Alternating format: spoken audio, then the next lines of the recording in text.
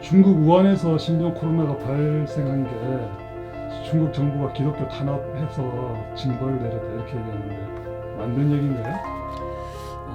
사실은 이제 중국 당국이 교회를 탄압하는 거는 맞고요. 또 최근 들어서 굉장히 심각할 정도로 뭐 가정교회 지도자를 체포한다든가 또 교회 자체를 파괴한다거나 하는 그런 그 행위들은 과거보다 훨씬 늘어난 것은 사실입니다. 그래서 아마 그것 때문에 많은 기독교인들이 그 이번 사태와 연결해서 마치 이제 중국 당국의 교회 탄압에 대한 징벌로 하나님께서 이렇게 코로나를 주신 거 아니냐 이렇게 해석을 하는 분들도 계신데 그 뭐 많은 목사님들이나 신학교 교수님들의 얘기에 따르면 쉽게 이렇게 섣불리 판단할 수는 없다. 조심해야 된다.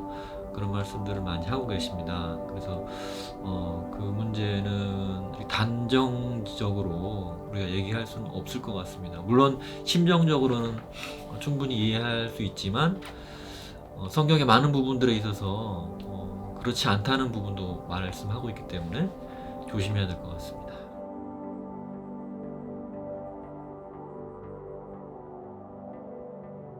사실은 이제 뭐 지난번 호주 그 산불이 크게 났지 않습니까? 그래서 그때도 사실은 뭐 호주에 동성애자들이 많아서 거기에 대해서 하나님이 내리신 벌이다 뭐 이렇게 얘기하신 분들도 있었는데 사실은 이제 그런 소위 이제 인과응보식의 심판론은 어제 오늘의 얘기가 아니거든요. 그래서 이번에도 아마 그런 식으로 좀 대입을 하시는 것 같은데 사실은 이제 성경에는 물론 이제 구약 성경의 특정 구절들을 보면 어떤 이제 그 이스라엘 백성들의 지은 죄로 하나님이 즉각적인 이제 심판을 보여주시는 사례들이 좀 있습니다.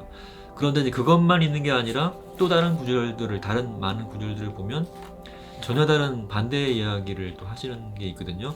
뭐 제가 잠깐 찾아봤는데요. 예를 들면 뭐 그 요나서 같은 거를 보면 이제 니느웨 성읍에 하나님의 심판이 이제 임할 것이라는 경고 메시지를 요나를 통해서 증거하라고 보내셨는데 물론 이제 다른 데 도망갔다가 결국은 나중에 물고기 뱃속에 들어갔다가 결국은 이제 니느웨로 가서 회개에 대한 촉구를 하지 않습니까? 근데 이제 그 요나서 4장 마지막 장의 마지막 구절을 보시면 이런 말씀이 있습니다.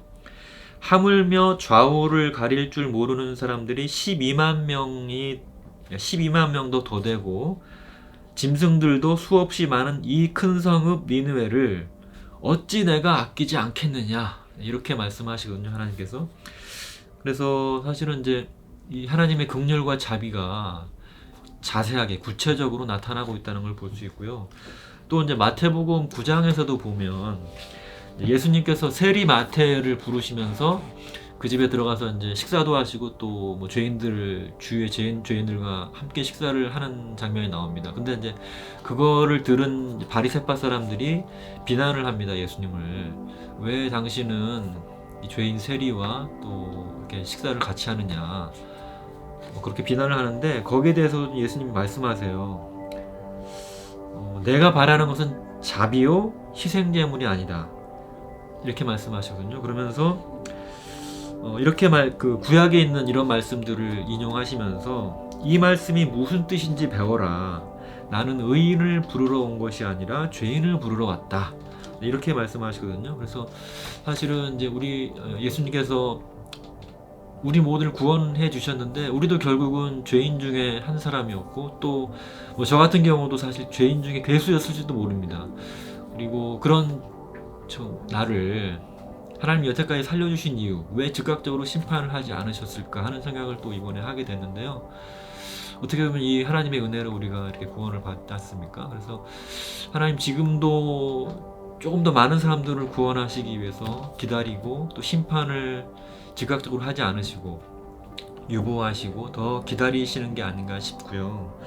그래서 사실은 이제 사도 바울의 예도 그런 측면에서 괴인 중에 괴수이고 또 믿는 유대인을 잡아서 죽였고 실제로 또 색출하기도 했던 그런 사람이 결국은 예수님을 만나서 정말 사울에서 사도 바울로 바뀌면서 이방인 선교회 또 지금의 우리 신약 성경의 많은 서신서들을 기록한 하나님의 사도로 부름을 받은 것처럼 저는 이번 사태를 통해서 중국 공산당 괴수 중에 누구 한 명이라도 정말 회개하고 돌이켜서 마치 사도 바울이 하나님께서 쓰신 것처럼 그 역시 나중에 쓰임을 받을 수 있으면 얼마나 좋겠는가 하는 생각을 하게 됐습니다.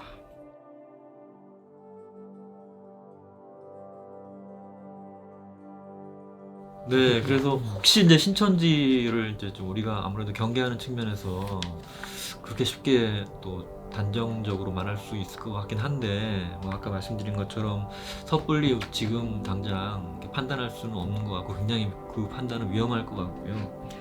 또 굉장히 조심해야 될 거라고 생각합니다. 사실은 이제 하나님의 징벌이라면 정말 뭐 어떤 것 때문인지 구체적으로 우리가 따져봐야 될 것 같고, 또 그 행위에 대한 심판이 있었다면 그 심판을 받은 사람이 정말 그 행위를 했는가 하는 것도 따져봐야 되거든요. 근데 대구에는 지금 확진자 중에 신천지가 아닌 분들도 계시기 때문에 우리가 뭐라고 말할 수가 없습니다.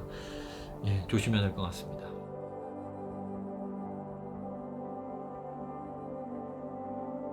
대부분 저희가 이제 그 대입 시험을 다 한 번씩 치렀는데,